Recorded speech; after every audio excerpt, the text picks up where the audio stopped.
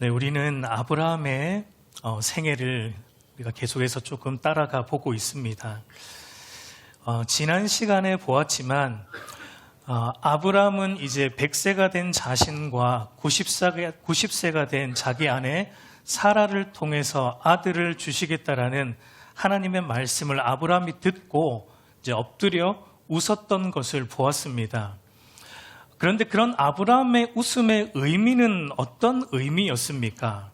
그러니까 아브라함의 웃음은 하나님의 말씀을 믿지 못하는 어떤 불신으로부터 나온 웃음이 아니라 비록 자신의 이성으로는 다 이해할 수 없지만 그러나 능치 못함이 없으신 하나님께서 이 말씀을 하셨다면 그것이 무엇이든지 이루어질 것을 믿는 믿음으로부터 터져 나왔던 그러니까 놀람의 웃음, 경탄의 웃음이었다라는 것을 우리가 지난 시간에 살펴보았습니다.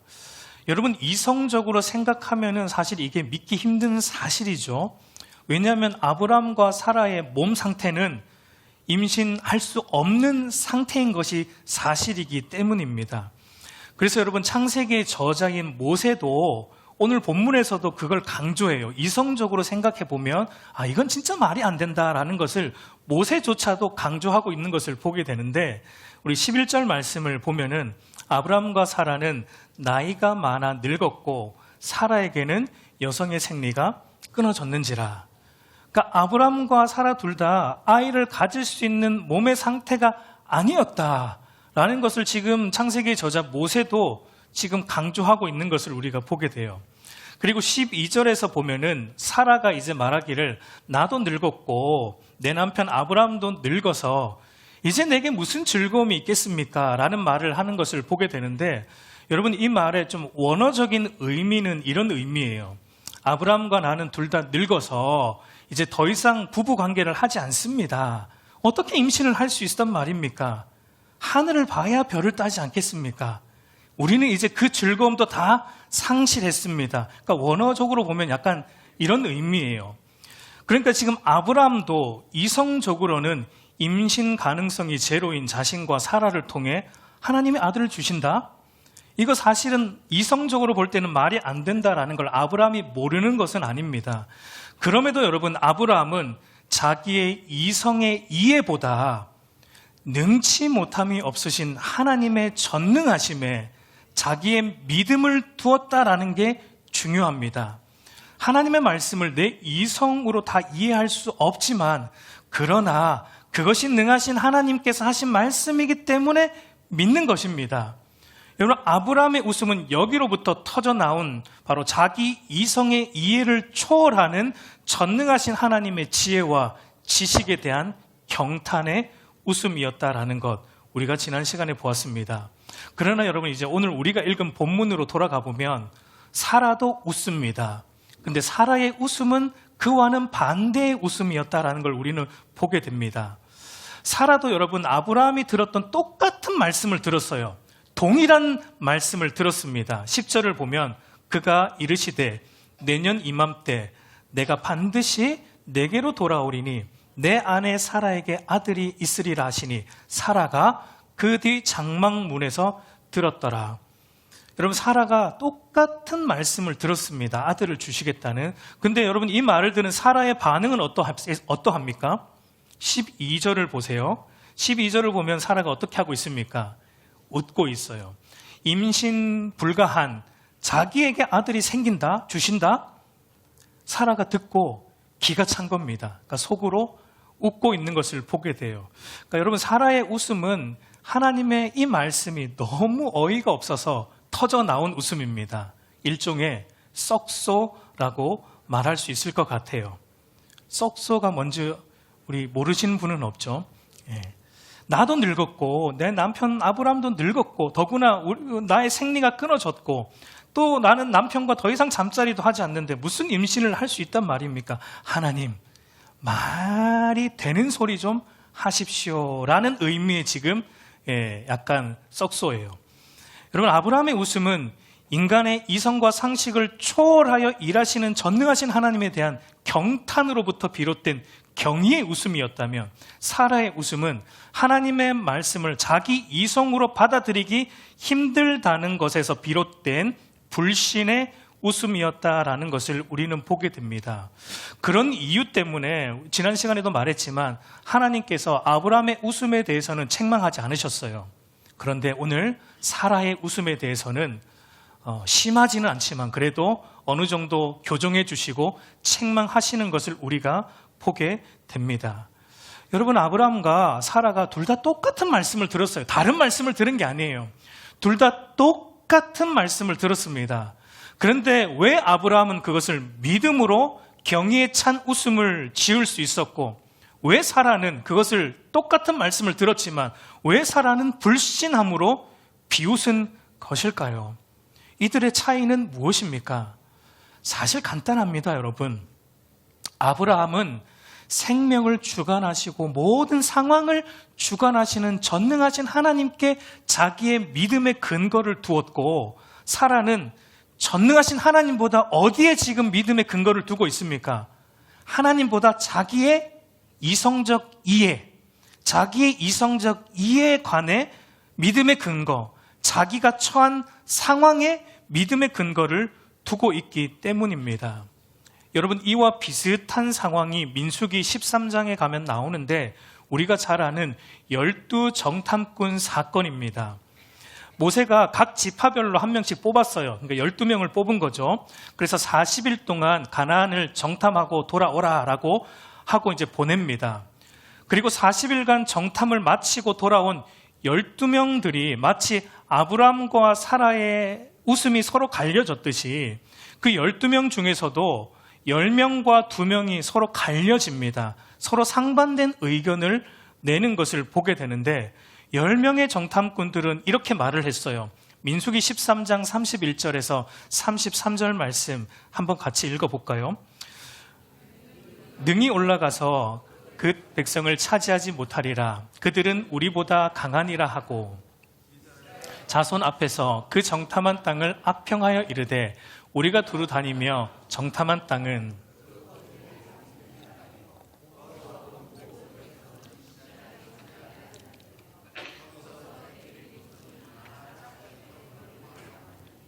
우리는 스스로 보기에도 메뚜기 같으니 그들이 보기에도 그와 같을 것이니라. 여러분, 10명의 이 정탐꾼들의 주장은 가나안의 군사력을 정탐해 보니까 너무 세다. 이스라엘보다 훨씬 세다. 그러니까 우리가 이 가나안 땅을 점령하는 것은 사실상 불가하다. 이거 불가능에 가깝다라고 지금 10명의 정탐꾼들이 보고하고 있죠. 그러니까 여러분, 정탐한 데이터에 비추어 보면은 이 10명의 정탐꾼들의 보고가 합리적이에요. 이성적입니다. 맞아요. 이들의 보고가 이성적인 보고예요. 근데 그에 반해서 2명의 정탐꾼 여호수아와 갈렙은 어떻게 말하는지 한번 보세요. 민수기 13장 30절을 보면 갈렙이 모세 앞에서 백성을 조용하게 하고 이르되 우리가 곧 올라가서 그 땅을 취하자 능히 이기리라 라고 말합니다. 여러분, 갈렙의 주장은 우리가 가나안 군대를 능히 이길 수 있다, 그 땅을 차지할 수 있다라는 말을 하고 있습니다. 여러분, 이성적으로 보면은 지금 갈렙의 판단이 사실은 무모해 보입니다. 그러나 갈렙이 여호수아가 그 땅을 차지할 수 있다라고 호언장담하고 있는 이유가 무엇입니까? 민수기 14장 8절 9절 말씀 같이 읽습니다. 여호와께서 우리를 기뻐하시면 우리를 그 땅으로 인도하여 들으시고 그 땅을 우리에게 주시리라. 이는 과연 젖과 꿀이 흐르는 땅이니라. 다만 여호와를 거역하지는 말라. 또 그 땅 백성을 두려워하지 말라. 그들은 우리의 먹이라. 그들의 보호자는 그들에게서 떠났고 여호와는 우리와 함께 하시느니라. 그들을 두려워하지 말라. 여러분, 여호수아와 갈렙이 이렇게 말하고 있는 것과 같습니다. 그래, 우리의 이성과 상식으로 보면 그 땅을 차지하는 것은 불가능하다. 우리가 차지하기 힘들다. 그런데 우리의 이성과 상식 너머에 계시는 그분을 보라는 겁니다. 능치 못함이 없으신, 모든 상황을 주관하시는 능치 못함이 없으신 하나님을 보자. 그 하나님이 우리와 지금 함께 하고 있다. 그리고 그 하나님이 우리에게 이 땅을 주신다고 약속하셨다. 그러니까 이 땅은 이미 우리 땅이나 마찬가지다. 하나님의 말씀을 거역하지 말고 들어가자라고 지금 여호수아와 갈렙이 말하고 있는 거예요. 여러분 여기도 보세요. 10명의 정탐꾼과 2명의 정탐꾼 여호수아 갈렙이 다른 걸 보았습니까? 똑같은 가나안 땅을 보았습니다.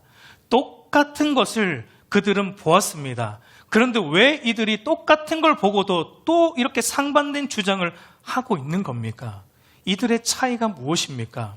그러니까 10명의 정탐꾼들은 눈에 보이는 현실과 자기의 이성적 이해에 믿음의 근거를 둔 겁니다.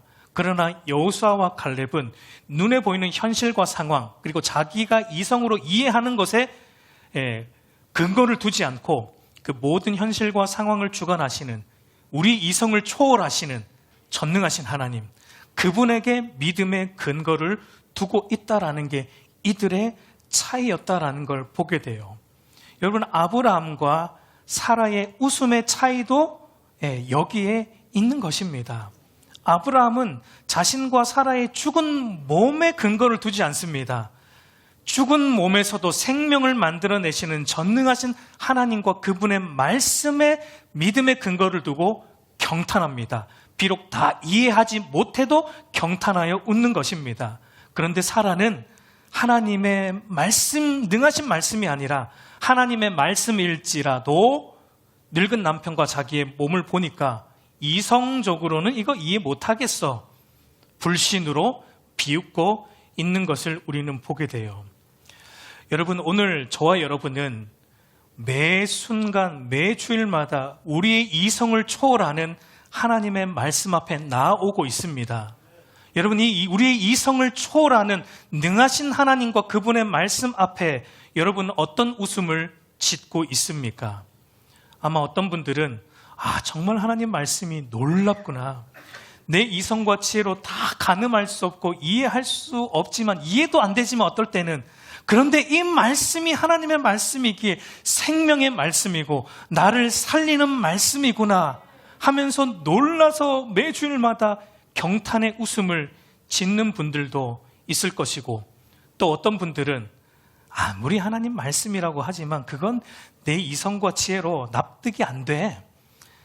나는 저 말에는 동의 못하겠어 하면서 사라와 같은 썩소를 짓는 분들도 분명 있을 것입니다. 겉으로 잘 드러나진 않아도 속으로 이런 상반된 미소가 아마 저와 여러분들 안에 있을 것 같아요. 마치 여러분, 십자가를 중앙에, 예수님이 달린 십자가를 중앙에 두고 양편을 보면 한편 강도는 어떻게 했습니까? 그 십자가에 달리신, 죄인으로 달리신 예수 그리스도를 보고 한편 강도는 우편인지 좌편인지 우리는 모릅니다. 우리는 이제 우편을 늘 좋게 보니까 우편 강도가 구원받았다고 생각하지만 성경에는 안 나옵니다. 어느 편 강도인지는 모르지만 어쨌든 한편 강도는 그 십자가에 달리신, 죄인으로 달리신 예수 그리스도를 보고 믿었습니다. 이분이 구주이구나. 이분을 보니 내가 죄인이 맞구나 하고 자기의 죄를 회개하고 예수를 믿고 구원받은 한편 사람이 있는가 하면, 또 다른 한편에서는 그 예수를 보고 조롱하고 비웃었어요. 이런 자가 구주라고? 말이 안 된다. 내 이성으로는 이걸 믿을 수가 없다라고 예수를 조롱했던 또 다른 한편 사람이 있었던 것처럼, 여러분, 복음이라는 것, 복음이 들리는 자리, 하나님의 말씀이 들리는 자리에 가보면 항상 여러분 양극단의 이런 반응이 늘 나타나는 것을 우리는 언제나 보게 돼요. 사도행전 7장을 가보면 스데반의 설교를 들은 사람들의 반응이 이렇습니다. 사도행전 7장 54절을 보면 그들이 이 말을 듣고, 그러니까 복음의 말을 듣고 마음에 찔리긴 했어요. 근데 어떻게 합니까? 그를 향하여 이를 갈거늘. 스데반이 전한 이 복음의 말씀, 하나님의 말씀을, 그리스도의 십자가 복음을 들은 사람들의 반응이 마음에 찔려서 이를 갈면서 더 반감을 가지고 있는 것을 보게 됩니다. 기독교는 왜 맨날 인간이 죄인이라고 우리를 막 협박하면서 우리를 올가매려고 하는지 모르겠어. 이를 갈면서 복음에 대한 반감을 가집니다. 여러분, 이것이 사실은 타락한 인간의 보편적인 반응입니다. 여러분 깜깜한 방 안에 여러분이 누워 있는데 누가 갑자기 불을 켜보세요. 그럼 여러분의 얼굴이 어떻게 돼요? 인상을 쓰게 되잖아요. 여러분, 우리의 본성이 죄로 인해서 깜깜해요. 우리의 본성이 죄로 인해서 부패하여 깜깜한데 그 안으로 빛이 되시는 하나님 말씀이 우리 안에 들어오니까 우리의 본성이 어떡합니까? 인상을 씁니다. 빛 대신 하나님 말씀이 들어오니까 자동적으로 인상을 쓰고 이를 갈게 되고 말씀에 대해 더 반감을 가지게 되는 일이 일어나는 거예요. 사실 이게 자연스러운 인간의 반응입니다. 그런데 여러분, 신기하게도 어떤 이들은 그런 본성을 거스르는 반응을 한다는 겁니다.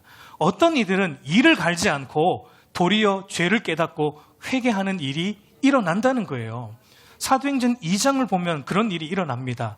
베드로의 설교를 들은 사람들은 이렇게 말합니다. 사도행전 2장 우리 37절을 보면은 그들이 이 말을 듣고 동일한 복음의 말씀을 듣고 마음이 찔려서 그들이 어떻게 합니까? 베드로와 다른 사도들에게 물어 이르되 형제들아 우리가 어찌할꼬 이 우리 안에 있는 죄를 어찌할꼬 우리가 구원받기 위해서 어찌해야 될꼬.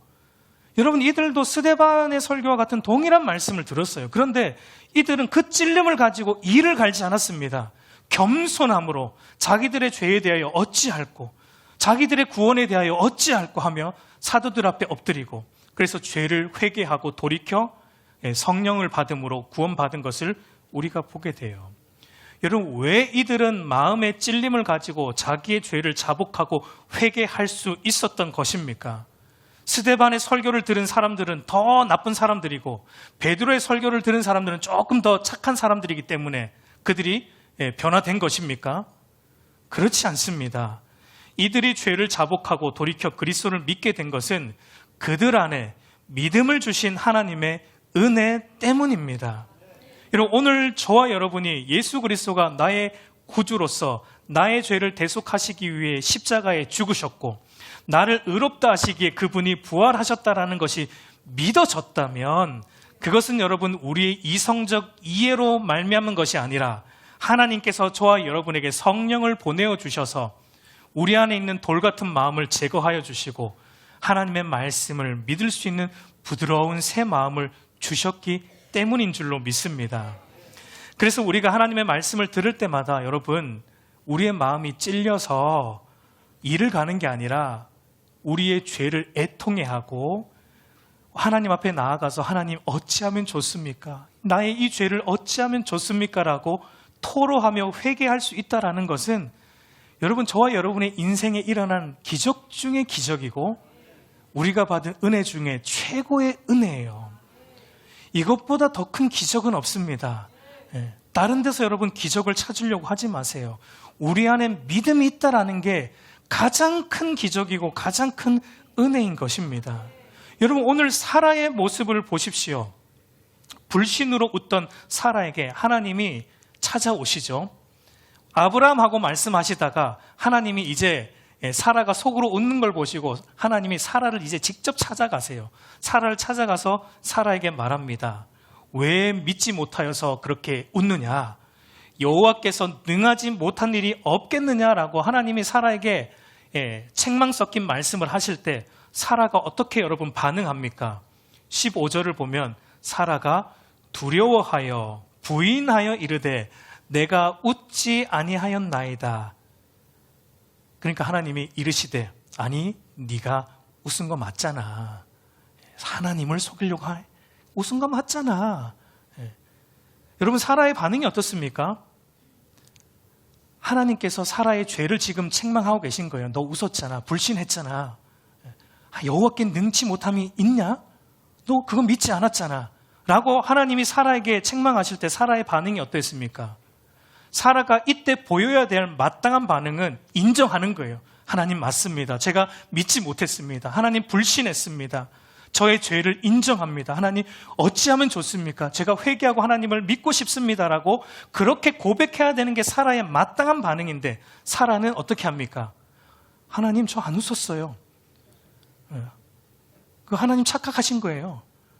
하나님 뭘 모르시는군요. 저 안 웃었습니다. 하나님. 자기의 죄를 부정합니다. 인정하지 않습니다. 감추고 있는 것을 보게 됩니다. 여러분, 앞에서도 말했지만 사실 이게 타락한 인간의 자연적인 어떤 반응입니다. 여러분, 오늘날 모든 인간들이 하나같이 뭐라고 말합니까? 사라가 하나님 앞에서 저 안 웃었어요, 부정한 것처럼 오늘날 모든 인간들도 하나님 앞에서 뭐라고 말하죠? 내가 이렇게 선하게 살고 있는데 하나님 왜 나를 죄인이라고 몰아붙입니까? 저 죄인 아니에요, 하나님. 저 죄인 아니에요, 하나님. 자기 죄인됨을 부정합니다. 그러나 여러분, 복음은, 하나님의 말씀은 우리에게 이렇게 말합니다. 모든 인간은 하나님을 떠나 죄인이 되었다. 하나님 없이 사는 것 자체가 죄다. 아무리 선하고 착하게 살지라도 그 마음 중심에 절대적인 선의 기준이신 하나님이 없으면 그것도 죄다라고 성경은, 하나님의 말씀은, 인간에게 찾아오는 하나님의 말씀은 늘 그렇게 말해주는 것입니다. 로마서 3장 23절을 보세요. 모든 사람이 죄를 범하였음에 하나님의 영광에 이르지 못하더니, 전도서 7장 20절도 보십시오. 한번 같이 읽습니다.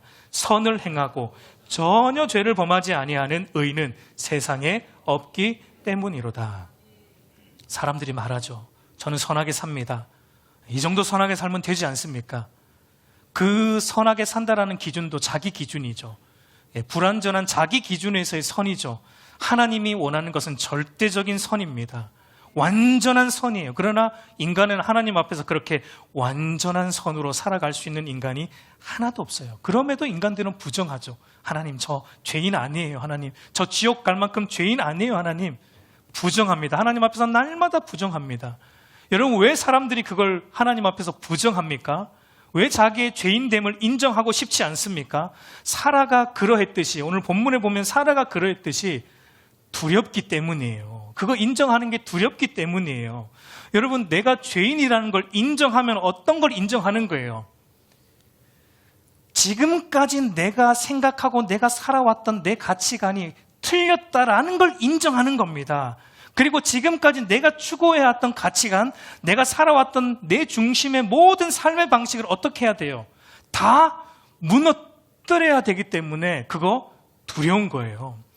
여러분, 예수님께서 우리에게, 제자들에게 누구든지 나를 따라오려거든 자기를 부인하고 자기 십자가를 지고 나를 따를 것이라. 예수 그리스도를 따라가는 제자는 이렇게 따라가야 된다. 자기를 부인하지 않으면 따라올 수 없다. 자기 십자가를 지지 않으면 따라갈 수 없다.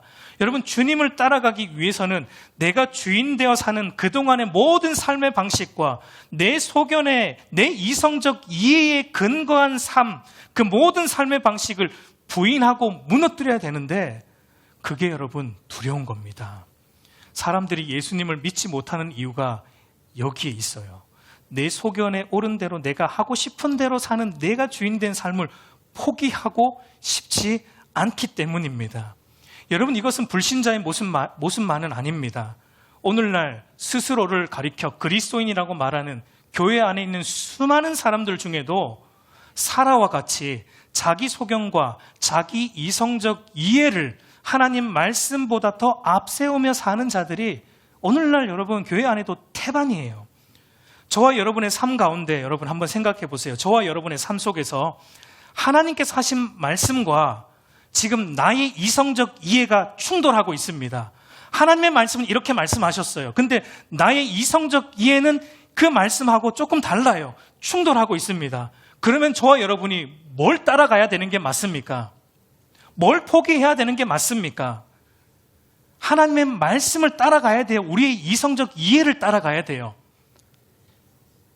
헷갈립니까? 하나님의 말씀을 따라가는 게 여러분 당연한 거 아닙니까? 나의 이성적 이해를 꺾어야 되는 게 당연한 거 아니에요? 왜냐하면 하나님의 말씀만이 정확무한 우리의 신앙과 본분의 유일무이한 법칙이라고 우리는 믿기 때문입니다. 그럼에도 불구하고 왜 수많은 사람들이 자기의 이성적 이해를 꺾지 못합니까? 자기의 이성적 이해를 왜 하나님 말씀보다 늘 더 앞세웁니까? 왜냐하면 여러분, 하나님께서 말씀하신 것보다 내 이성이 수긍하는 쪽으로 가는 게 더 좋아요. 내 기분이 더 좋아요. 그리고 늘 그렇게 살아왔어요. 그게 합리적이다라고 생각이 되기 때문에 그거 포기 못하는 거예요. 여러분, 오늘 이 시대, 오늘 우리가 살아가는 이 시대는 자기 이성과 자기 기분, 자기 감정이 하나님 말씀보다 더 권위를 가지고 있는 시대라고 말해도 과언이 아닙니다. 그건 교회 안에도 여러분 부정할 수 없는 거예요. 아무리 하나님 말씀이라도 내 이성으로 수긍이 안 되고 내 기분과 감정을, 그 말씀이 내 기분과 감정을 상하게 한다면 받아들이고 싶지 않아요. 받아들이지 않습니다. 내 이성적 이해와 내 감정이 말씀보다 더 중요하게 여기기 때문이에요. 근데 여러분, 성경 그걸 죄라고 말합니다. 그걸 교만이라고 말하는 거예요. 오늘 본문에 나오는 사라의 모습이 이와 같습니다. 여러분, 오늘 이 자리에는 있는 저와 여러분들 중에는 어쩌면 아직 사라의 자리에 있는 분들도 분명 있을 것입니다. 아직 하나님의 말씀이 자기의 이성적 이해로 수긍이 안 되기 때문에 믿지 않는 분들도 분명 있을 것입니다. 그럼에도 여러분, 소망이 있는 것은 하나님께서 믿지 못하던 사라를 끝까지 설득하여 주셨고, 결국 그 사라를 여러분 믿음의 어머니로 만들어 주셨다는 것에 우리의 소망이 있는 것입니다. 여러분, 하나님이 사라를 어떻게 다루시는지 한번 보세요. 14절을 보면 불신하던 사라에게 하나님이 찾아오셔서 여호와께 능하지 못한 일이 있겠느냐, 기한이 이를 때 내가 내게로 돌아오리니 사라에게 아들이 있으리라. 여러분, 하나님의 말씀을 믿지 못함으로 비웃던 사라를 하나님께서 책망하시는 어조로 말씀하셨지만, 여러분 이 뉘앙스가 여러분 어때요? 무조건 막 다그치는 뉘앙스처럼 들립니까? 그렇지 않죠. 뭔가 따뜻함이 묻어있지 않아요? 하나님이 우리의 잘못을 책망하세요. 하나님 우리를 사랑하시기 때문에 우리의 죄를 책망하세요. 그런데 여러분, 그 책망은요, 사랑에 기초한 책망이에요. 그분은 우리에게 다가오실 때 사랑으로 다가오세요. 따뜻하게 다가오세요. 그래서 여러분, 하나님은 사라는 불신으로 웃었지만 지금 하나님은 사라를 설득하시는 거예요. 사라야, 아직 못 믿겠냐? 아직도 못 믿겠냐? 그래, 내가 계속 너를 말씀으로 설득할 거야. 나는 능치 못함이 없는 전능한 하나님이다. 그리고 내가 보여줄게. 너의 죽은 몸에서 생명이 나는 것을 내가 너에게 보여줄 것이다 라고 사라를 지금 설득하는 것을 보여줍니다. 여러분, 이 하나님의 설득하심이 결국은 사라를 어떤 자리로 인도하셨어요?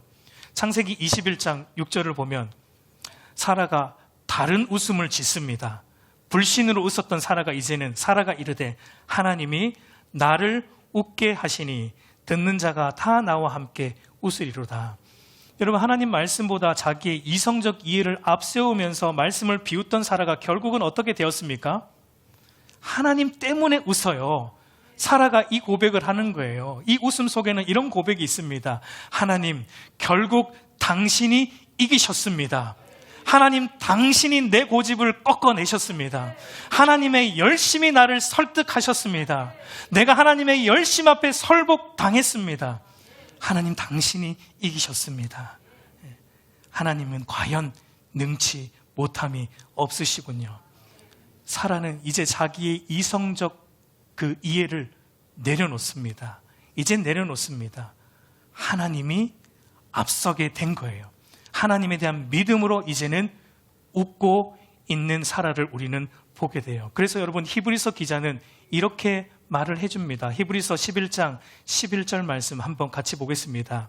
믿음으로 사라 자신도 나이가 많아 단산하였으나 잉태할 수 있는 힘을 얻었으니 이는 약속하신 이를 미쁘신 줄 알았음이라. 여러분, 히브리서 기자가 하는 말을 보세요. 사라가 믿음으로 하나님이 아들을 주실 것을 바라보았다, 알았다라고 평가하고 있는 것을 보게 돼요. 여러분, 이게 사실 가당키나 한 것입니까? 우리가 본 사라의 모습은 불신으로 하나님을 비웃었던, 자기 이성적 이해를 앞세웠던 불신의 여인이었는데, 성경은 아니 사라는 믿음의 여인이야 라고 말해주고 있는 것을 보게 돼요. 여러분, 이것이 어떻게 가능한 것입니까? 사라가 믿음이 좋아서요? 아니죠. 하나님의 열심히 이렇게 만들었다라는 걸 얘기하는 겁니다. 처음부터 끝까지 하나님의 성실하심이, 하나님의 열심이 불신이었던 사라를 믿음의 여인으로 만드셨다는 거예요. 여기에 저와 여러분의 모든 소망이 있습니다. 여기에 모든 소망이 있어요. 여러분, 우리 가운데 아직 불신의 사람들이 있을 겁니다. 우리 가족 중에도 있을 수 있어요. 그러나 여러분, 여기에 소망을 두십시오. 하나님이 아브람과 사라에게 그러하셨듯이 그런 분들, 이 자리에 아직 믿지 못하는 분들에게도, 우리 가족 중에 아직 믿지 못하는 분들 중에도 하나님께서 계속해서 설득하여 주셔서 우리의 이성적 이해를 꺾고 전능하신 하나님과 그분의 모든 말씀이 믿어지는 자리로 인도하여 주실 것을 우리는 기대하고 소망합니다. 그렇게 하나님의 말씀에 대한 불신이 여러분 믿음으로 바뀔 때, 나의 이성적 이해가 무너지고 전능하신 하나님의 말씀이 나의 믿음의 근거가 될 때, 여러분 또 우리 안에 어떤 일이 일어납니까? 우리 안에 어떤 변화가 우리 안에 일어납니까? 오늘 본문의 전반부의 내용이 그것을 보여주는데, 전반부의 내용을 보면 그러니까 하늘나라의 존재, 천상의 존재로서 인간의 형상을 입고 온 세 사람을 아브라함이 마주하게 되는 내용입니다. 세 사람이 오는데, 여러분 이 세 사람이 누군가? 세 사람 중에 두 사람은 인간의 모양으로 온 천사라고 볼 수 있습니다. 한 사람은 누구입니까? 인간의 모습으로 이 땅에 오신 성자 하나님 예수 그리스도라고 볼 수 있어요. 창세기 19장 1절을 가보면 두 천사는 나중에 이제 소돔을 향해 갑니다. 소돔을 심판하기 위해서 소돔을 향해 갑니다. 소돔의 상태를 보기 위해서. 근데 지금 계속해서 18장 안에서 아브라함과 대화하고 있는 그 한 사람은 누구입니까? 바로 여호와 하나님이에요. 몸을 입고 이 땅에 오신 구약의 성육신하신 예수 그리스도를 의미합니다. 그러니까 하나님께서 여러분 아브라함에게 갈대아 우르에서부터 계속해서 찾아오셨어요. 그죠? 아브라함은 하나님을 여러 번 대면했습니다. 근데 여러분 오늘 본문을 보면 중요한 것은 뭐냐면, 오늘 본문을 보면 하나님이 아브라함을 찾아오셨을 뿐만 아니라 아브라함과 무엇을 하고 있습니까? 아브라함과 예전에 대화도 했죠. 근데 아브라함과 대화를 넘어 이제는 뭘 하고 있는 걸 보게 됩니까? 아브라함과 함께 식사를 하시고 교제를 하는 것을 우리는 보게 돼요. 4절을 보면 물을 조금 가져오게 하사 당신들의 발을 씻으시고 나무 아래서 씻소서. 8절을 보면 아브라함이 엉긴 젖과 우유와 하인이 요리한 송아지를 가져다가 그들 앞에 차려놓고 나무 아래서 모셔 섬에 그들이 먹으니라. 그러니까 아브라함과 이제 하나님이 단순히 대화만 하는 게 아니라 뭐 하고 있냐면 함께 먹고 함께 쉬는 것을 보여줍니다. 여러분, 함께 먹는다, 함께 쉰다라는 건 어떤 의미입니까? 함께 친밀한 사귐과 교제의 관계를 가지고 있다라는 의미예요. 마치 친구가 된 것처럼 함께 교제하는 의미를 말하고 있죠. 그러니까 이것이 의미하는 바는 우리의 이성적 이해가 꺾이고 하나님의 말씀에 믿음의 근거를 두고 그 말씀을 믿음으로 순종하는 인생들 속에 일어나는 변화는 이제 우리가 지식적으로만 하나님을 아는 게 아니라 하나님과 이제 친밀하게 인격적으로 그분과 교제하고 사귀는 그 놀라운 하나님과의 풍성한 관계의 은혜가 믿는 신자 안에 오게 된다라는 것을 보여주는 거예요. 그래서 여러분 성경은 아브라함을 이렇게 부르고 있습니다. 야고보서 2장 23절 같이 읽어보겠습니다. 이에 성경에 이른바 아브라함이 하나님을 믿으니 이것을 의로 여기셨다 말씀이 이루어졌고 그는 하나님의 벗이라 칭함을 받았나니. 여러분 하나님이 지금 아브라함을 뭐라고 부르고 있죠? 아브라함은 나의 벗, 나의 친구, 친구처럼 먹고 친구처럼 교제하고 친구처럼 대하여 주고 있는 것을 보게 돼요. 여러분 거룩하신 하나님이 우리를 구원하신 것만으로도 이 놀랄 노자인데 그분은 우리를 구원해 주셨을 뿐만 아니라 우리를 뭐 삼아 주셨다고요? 친구 삼아 주셔서 여러분 친구예요. 진실한 친구가 되어주셔서 우리가 잘못된 길로 갈 때는 진실한 친구처럼 우리를 사랑함으로 그 길이 아니라고 책망하여 주시고 우리가 힘든 일이 있을 때는 진실한 친구처럼 하나님은 우리를 꼭 안아주시고 우리가 기쁠 때는 진실한 친구처럼 함께 즐거워하여 주신다는 것을 오늘 말하고 있는 것입니다. 여러분 이 얼마나 놀라운 일입니까? 이 얼마나 놀라운 일입니까? 예, 놀라는 척이라도 좀 해주셔야 되는 거 아닙니까? 이 얼마나 놀라운 일이 우리 안에 일어난 것입니까, 여러분? 그런데 여러분, 이 놀라운 일이 도대체 어떻게 가능합니까? 우리가 하나님과 이런 친밀한 친구의 관계가 어떻게 가능한 것입니까? 우린 죄인이었는데, 사도 바울이 이렇게 말해주죠. 로마서 5장 10절 말씀 보면, 곧 우리가 원수 되었을 때 그의 아들의 죽으심으로 말미암아 하나님과 화목하게 되었은즉, 그의 아들의 죽으심으로 말미암아 하나님과 화목하게 되었은즉이라고 말합니다.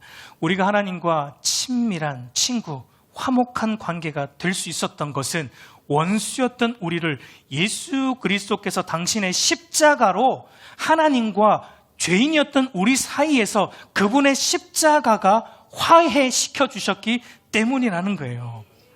서로 반목했거든요. 근데 예수 그리스도의 십자가가 화해시켜 주셨어요. 친밀한 관계를 다시 회복하여 주셨기 때문에 이제 우리는 하나님의 친구가 되어 그분과 함께 먹고 쉴 수 있는 관계가 되었다고 말합니다.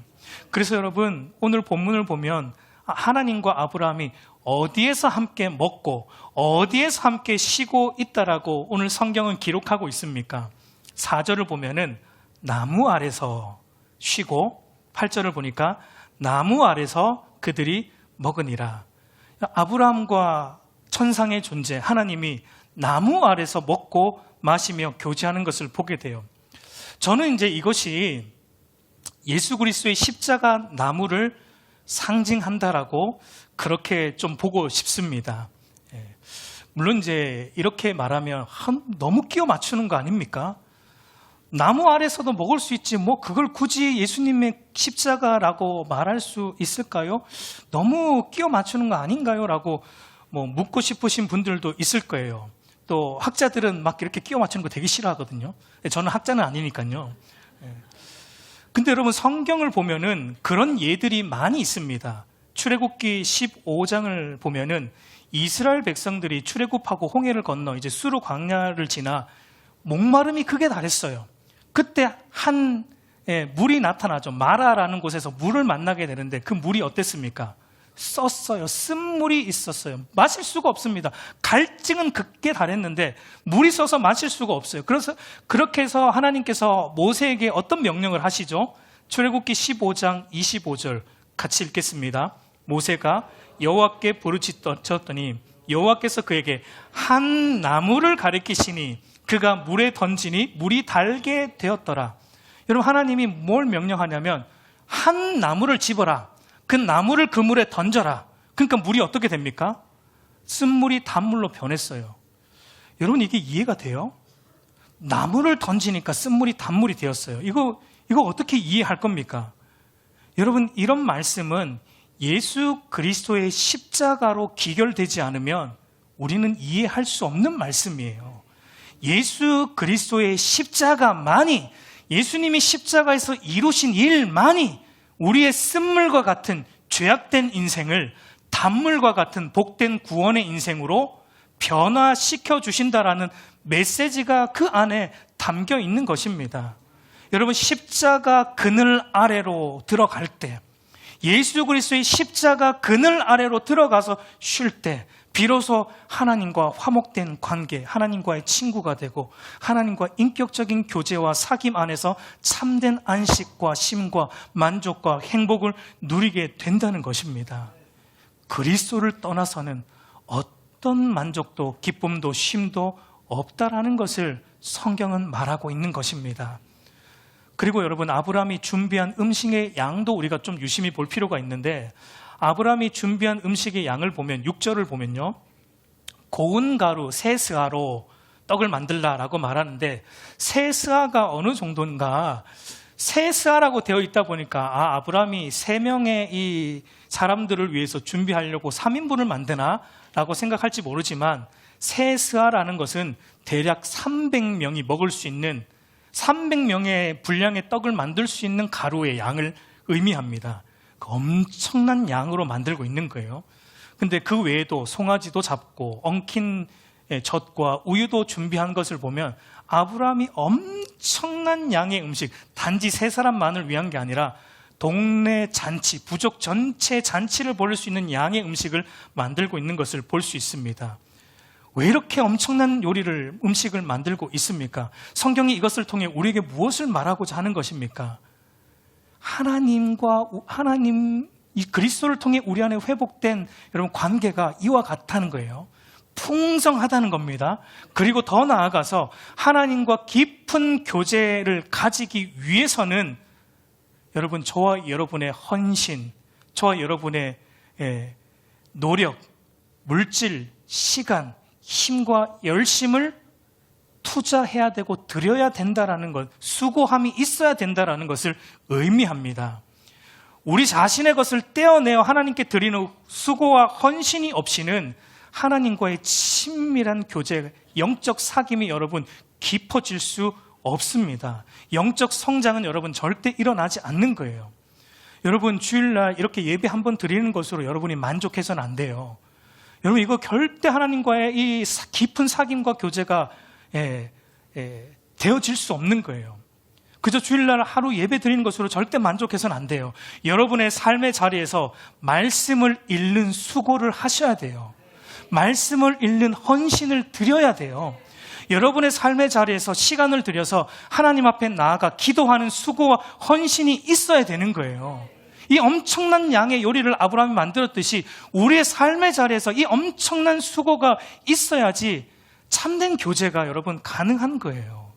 우리의 물질을 드리고 우리의 시간을 드리고 우리의 열심을 드리고 우리의 힘을 들여서 교회를 섬길 때, 성도들을 섬길 때, 그럴 때 여러분 우리 안에 하나님과의 교제의 풍성함이 맛보아지고 그 풍성함이 더 풍성해지는 것을 경험할 수 있는 것입니다. 우리 사랑하는 성도 여러분, 이제 말씀을 맺겠습니다.